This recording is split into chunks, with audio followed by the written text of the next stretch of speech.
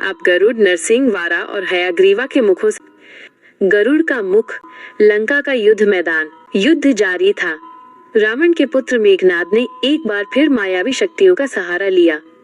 उसने नागपाश का प्रयोग किया, जो एक ऐसा अस्त्र था जिससे बंधा हुआ कोई भी प्राणी मुक्त नहीं हो सकता था। इस अस्त्र के प्रयोग से भगवान राम और लक्ष्मण मूर्छित हो गए और नागपाश के बंधन में आ गए। चारों ओर निराशा छा गई। वानर सेना ये देखकर हताश हो गई। उन्हें समझ नहीं आ रहा था कि इस नागपाश से कैसे मुक्ति पाई जाए।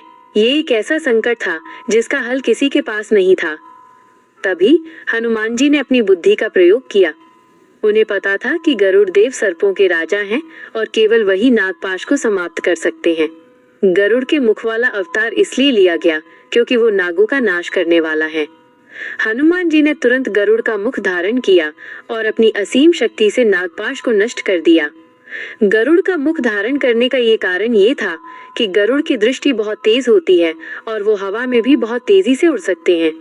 ये मुख इसलिए भी महत्वपूर्ण है क्योंकि ये शत्रुओं पर विजय दिलाता है और बुरी शक्तियों का नाश करता है। गरुड़ का मुख इस बात का प्रतीक है कि किसी भी समस्या का समाधान उसकी जड़ को समझकर ही किया जा सकता है। ये दिखाता है कि हनुमान जी न केवल बलशाली हैं, बल्कि वे बुद्धिमान भी हैं। नरसिंह का मुख, पाताल लोक का प्रवेश द्वार। अहिरावण ने जब राम और लक्ष्मण को बंदी बना लिया और उन्हें बलि के लिए ले गया, तो हनुमान जी ने पाताल लोक तक उसका पीछा किया। पाताल लोक के प्रवेश द्वार पर एक राक्षस पहरा दे रहा था, जो आधा मानव और आधा मगरमच्छ जैसा था। वो बहुत ही शक्तिशाली था और किसी को भी अंदर नहीं जाने दे रहा था। हनुमान जी को उस राक्षस से लड़ना पड़ा, लेकिन वो इतना शक्तिशाली था कि हनुमान जी को लगा कि उसे हराने के लिए केवल बल ही काफी नहीं है, बल्कि एक ऐसा रूप चाहिए जो शत्रुओं में भय पैदा कर दे। हनुमान जी ने तुरंत भगवान नरसिंह का मुख धारण किया, जो आधे शेर और आधे मानव का था। ये मुख बहुत ही क्रूर और भयानक था। नरसिंह का मुख धारण करने से हनुमान जी के अंदर एक और भी अधिक शक्ति आ गई और उन्होंने एक ही क्षण में उस राक्षस का वध कर दिया। नरसिंह का मुख शत्रुओं को भयभीत करने और उनका अंत करने की शक्ति का प्रतीक है। यह दिखाता है कि हनुमान जी अपने भक्तों की रक्षा करने के लिए कोई भी रूप धारण कर सकते हैं, चाहे वो कितना भी भयंकर क्यों न हो। वराह का मुख, पाताल लोक की अंधेरी गुफा। कथा, हनुमान जी ने नरसिंह का मुख धारण कर राक्षस का वध कर दिया और पाताल लोक में प्रवेश किया। वहां उन्होंने कई दुष्ट आत्माओं और राक्षसों का सामना किया, जो राम और लक्ष्मण तक पहुंचने के मार्ग को रोक रहे थे। इन राक्षसों में से कुछ राक्षस मायावी और छल कपट में माहिर थे। उनके पास ऐसी शक्तियां थीं जिनसे वे अपनी जगह को बदल सकते थे और हमला कर सकते थे। हनुमान जी ने इन बुरी शक्तियों और राक्षसों से लड़ने के लिए वराह का मुख धारण किया।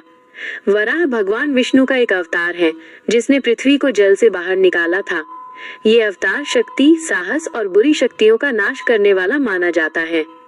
वराह का मुख धारण करके हनुमान जी ने उन सभी बुरी शक्तियों को नष्ट कर दिया जो उनके रास्ते में थीं।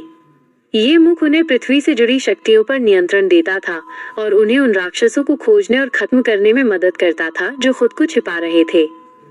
ये दिखाता है कि हनुमान जी सिर्फ लड़ने वाले योद्धा नहीं हैं, बल्कि वे बुरे और छिपे हुए शत्रुओं को भी खोजकर खत्म कर सकते हैं।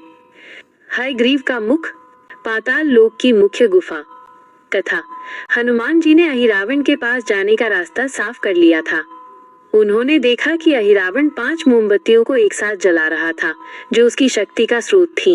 इन मोमबत्तियों को एक साथ बुझाए बिना अहिरावण को मारना असंभव था। हनुमान जी को पता था कि ये कार्य केवल शक्ति से नहीं, बल्कि ज्ञान और बुद्धि से ही हो सकता है। हयग्रीव भगवान विष्णु के एक अवतार हैं, जो ज्ञान के प्रतीक माने जाते हैं। उनका सिर घोड़े जैसा था और वे वेदों के ज्ञान के रक्षक थे।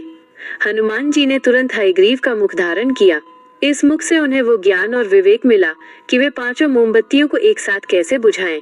हयग्रीव के मुख की शक्ति से उन्हें पता चला कि अहिरावण का अंत कैसे होगा। हयग्रीव का मुख धारण कर हनुमान जी ने एक ही क्षण में 5 मोमबत्तियों को बुझा दिया और अहिरावण का अंत कर दिया।